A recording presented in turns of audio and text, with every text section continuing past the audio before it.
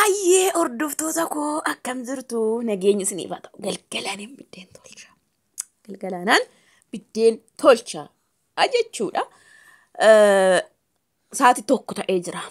Sa'aatii tokko akkasiin isiniin jedha. Maaf sa'aatii tokkotti biddeen tolchitaa jechuu dandeessu. Anyways kunuu tolchuufanii isiniin jechuu jaaladha. Garuu chaanala koo kana like share godha. Subscribe godha isiniin jechuu jaaladha. Daa'ii gara jalqabutti dhugaa waaqa reefu jalqabu kooti. Unoo oo'aa jira. Walumaan hin jalqabadha jedheetaniin har'a jalqabeetu waan xumura sin faana'eenii yoo natti daqiiqaa noo dheerates ilaalaa fixaa kamumaa humee iskii hanti ganaa jalqabee jechuudha. Dhugaa dubbachuuf dhugaa waaqayyoo reefuun jalqaba jechuudha. Reefu naa ho'ee garuu humni maabiraatii hin jiru amma sa'aatii sadiitti haa ta'u garuu ho'isaan tolchaa jechuudha. Sa'aatii tokkotti hin tolchu ani gisee baay'ee amma fakkeenyaa 11 qabee amma sa'aatii 2tti humni isaa baay'ee miti. Kanaaf haa ta'u jedheen akkasitti hojjechaa ture jechuudha. Saamiin na rakkisaa holee gina akka daa'imarra dhalatee godhate. Kanaaf jedheeni kun amman marri gala rigduu koos ilaala tokko jedha. Kana booda amman tolchira wadhutti rigduutti na'u. Sanyii raafuusa jedhanii jechuudha. Tokkicha iyya keessa fuulduratti ta'ee itti rigee sana booda itti na'u ta'a na laala. Dhugaa waaqaa dubbachuuf jechuudha sobuufi miti. So harka jalqaba natti mijatu halkan innaan waan ta'e biddeen tolchuu miti waan humti biraatu natti mijatu. Garuu maabiraatiin na bira jira waan ta'eef tokko jalqabe kinoo. Tokko jalqabe. Yeroo baay'ee midhaan qarrareen bukeessee qarrareen tolchuan. Noormaali kaleessa yoon bukeesse har'aan tolcha malee cuggaarradhaafis baay'ee gadhiidha.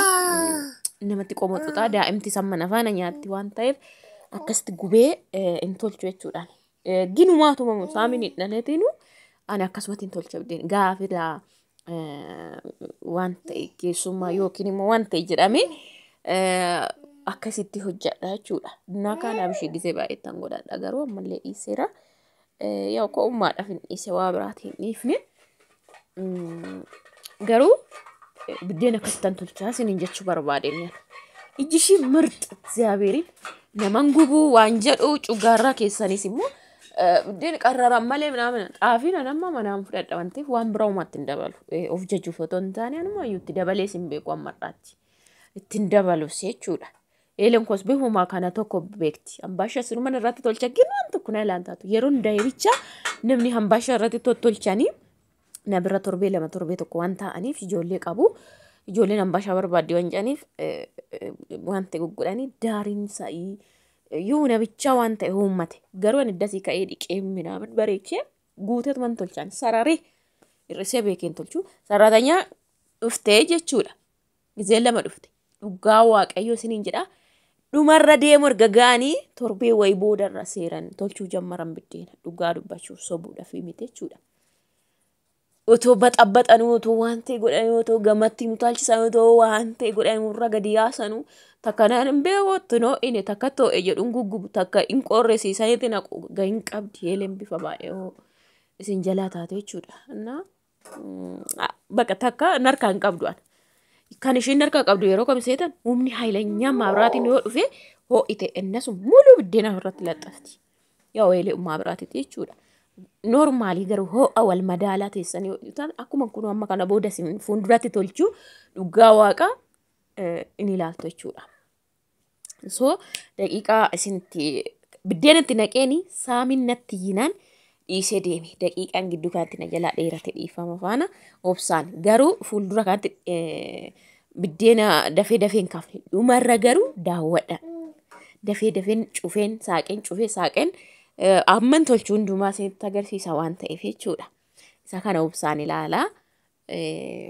Maaliif saamiin iyyinaan kaameraa toon hin dhaabin biddeenatti naqee deeme anuma faana ta'aatii ilaalaa biddeena nani tolchuu. Kun akkuma argitanii nan ture siruma holaa ta'e jechuudha akka malee. Biddeena maabiraatii immoo akkanatti tolaasisuu isin barbaachisu. Sin jalaa waan jabaachuu fakkaata jechuudha. Biddeen eelee baadiyyaatti tolchan kun qoraan hin tolchinu isa takka tola'uu qaba. Inni kun dafee baay'ee akka kana gilbixxee yoo jedhe lesles hin jedhu biddeen. Anama saaminatti yinaan salaaluu dhaqee chumaan badee jechuudha. Kana booda garuu kun hammaan booda ilaala labbi irraa godha amma dhumaatti na wajjin ta'a yaadas na barreessaa biddeen tolchuullee namni nan tuqu dhugaa isiniin jedha.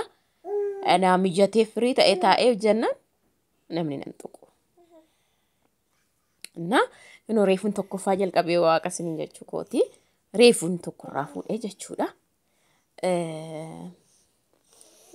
Amma dhumaatti na wajjin ta'a alaalaa isin. Laayik gochuun moo hin dagatina. Garuu ho'isuuf anti qadaade. Akkuma isiniin jedhee sa'aatiin anamma tolchaa jiru sa'aatii humni maabiraatii dadhabaadha. Qadaadee saaqin tolcha malee. Yoo maabiraatiin humni isaa jiraate garuu sim jedheen tolchaanii jechuudha. Ijoollee nuti dallanula. Bakka kana booda rigduu tokkotti taa'atiin alaalaa yeroo riguu alaalaa. Namni keenya gan danda'amu cuftee rigdelee jechuu danda'a. Dhugaa waaqayyoon isiniin jedha tokkichaan rigduu ta'e dursa sanaan hala amman tolchira wadhutuma afan baaldii 5 tolchine itti na'u. Rigduudhuma bichaadhaan isin jedhee riqa. Amma rigus argitan harka korra naannessee waan raafuudha jechuudha. Yoo ho'ite immoo daftee galab gooti. Naddas namaa jedha. Eelee mirxii tokko eelee kana bitadhaa garuu mirxiidha. Tokkoffaa bootadhaafis anamma tolchennaan ka achiin gurguddaa toldachaasa kana baraddoo qorqoorroo sanattiin achi deebisaa jechuudha eelee. Akka kanatti hin taa'u. Achittiin deebisee laxxafa jechuudha. Innaa bootaan iddoon sun amma jala sana shaanxatudha dhaabatee jira. Bootaan waan natti dhiphateef qorqoorroo keessa kushiinadha kan oobartan. Girgiddaa miti qorqoorroodha amma doonanii mi'a naqadhu manna argitaniirtu xiqqoodha waan taateef. Mana ko saaloonii keessumtuu hin jiru. Firiijii bitee fi kunoo biifee kana soofaan ala humtuu taa'uu hin danda'u sumtuun taa'u. Hundumti qaan gaariidha maal jedhu manuma sana jira jechuudha. Masoobiin illee jechuudha. Yaa unan qulqulleeffadha guyyaadhaanii. Yaa qorqoorroo keessatti immoo kana waan nyaata waan saaqa baay'ee gochuun yaa Itoophiyaa ta'eetiin malee nama rakkisa. Garuu unan qulqulleeffadha. Guyyaadhaan na cannaqa surumaa amman saaloonii dhiiseessa qulqulleessu naa jechuudha. Dasna anna namni. Bakka mi'a keessa mana keessan bareeffatanii jedhan. Innan ta'e sana reefuun ijaareffataa godhee tartiibeesseen dhugaa waaqa sararatanyaa isin bira jirti. Bakka tartiibaan qodaa qimamii kooti bifa wal bira naqee maal godhee qimamoota akka namni illee yeroo fudhatu argutti maqaa irratti barreesseen achumarra madda irra tarreessi kaa'ee jechuudha. Dhugaa waaqa irraa jeffatu. Mukaan kan hojjetti qorqoorroo keessatti kan. Dhagaafa dhugaa waaqayyoo dubbachuudhaaf hammeenya hin taane nan ciisa maskootii iddoon ciisuutii fi karaan kushiinaa walitti taana jechuudha. Eela isa kana kam saadhee gadi qabnee ringinarii maal goona maan inni kun isa kana jedhu dhugaa waaqaa sin kolfisiisu. Innaa qorqoorroon taate unet mana kushiinaa akkasii seetu jechuudha. Amma fa'i baay'een bareeffadhe muni dambiifee galchee. Na mirxii tokko jechuudha. Qorqoorroo keessatti waan qorqoorroo keessatti sun tartiibeffameen seena. Qorqoorroo keessatti namni tokko madaabara walitti guree waan ta'e baaldi acha'ee furguggatee jechuudha. Allafa qaxaqqatee wal qixxeesse kana bara. Kunoo biddeen akkuma argaa jirtan immoo labbi gochaan jira jechuudha. Otoo naasa'u labbi gocha akeekadha ilaala.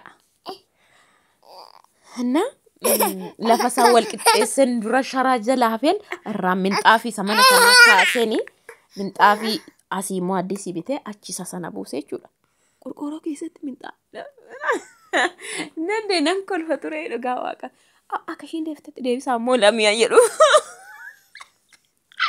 Asitti buna dhuguun nama barbaachisaadha jedhu hundaa tokko dhuguma immoo anuyyuu yeroo ho'u namatti to'a qorqoorroo waan ta'eef malee jechuudha.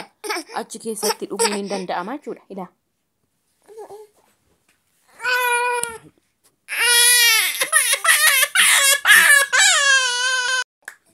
Akkasiin isiniin jedha biddeen akkuma argaa jirtan egaa labbi godhee irraa fuffuudhaa jira jechuudha.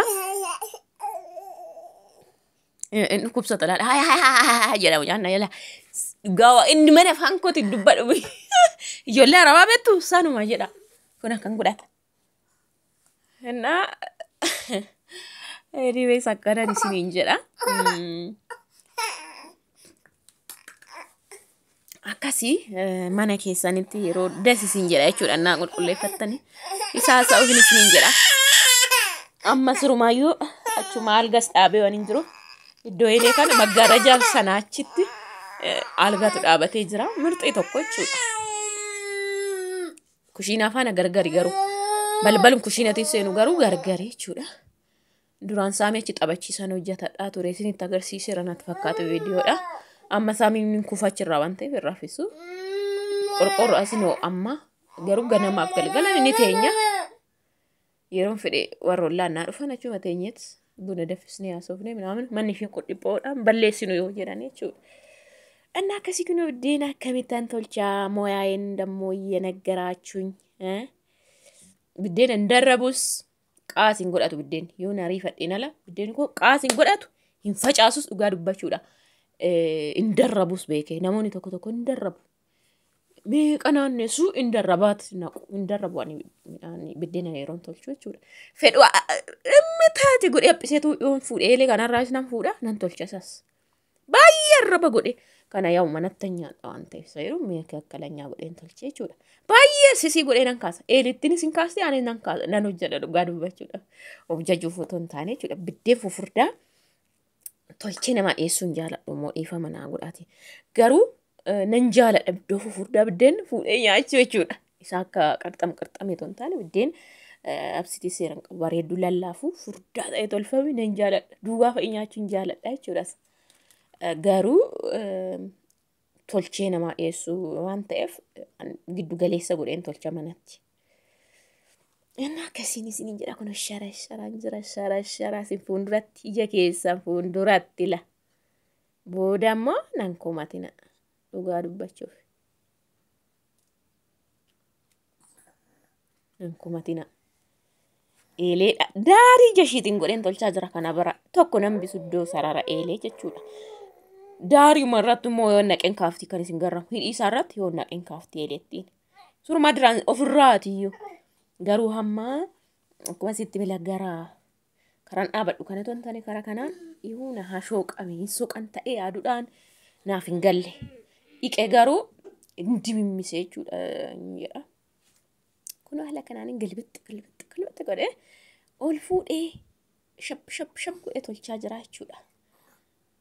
Akkuma argaa jirtan ija sasitti agarsiisa en kaameraadhaafu baay'ee natti mul'atu fagoo ta'e qasitti as qabdu garuu mirxii tokko dhugaa waaqa dhumarra isinitti agarsiisa kaameraa kaasee jechuudha hamma iddoo dhiphoo tokkoon kaayee hojjechaa jira kaameraa nan dafee saa'u kana kaameraa dhaabee cufeeni siniifaa galu